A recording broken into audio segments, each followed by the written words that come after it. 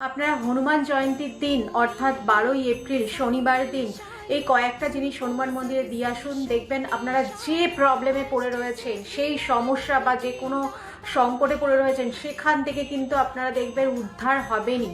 হনুমানজিকে আমরা কিন্তু সংকট মোচন বলে থাকি। সুতরাং এই দিন, এই শনিবার দিন, হনুমান জয়ন্তীর দিন আপনারা 400 গ্রাম মেটে সিঁদুর, তার সাথে একটা অরেঞ্জ কালার চোলা, একটা শুকনো নারকেল, একটা তুলসী পাতার মালা, একটা জবা ফুলের মালা, তার সাথে মিষ্টি বা ভোগে আপনারা যে কোনো মিষ্টি বা প্যাড়া, লাড্ডু এগুলো নিয়ে হনুমান মন্দিরে দিয়ে দিন।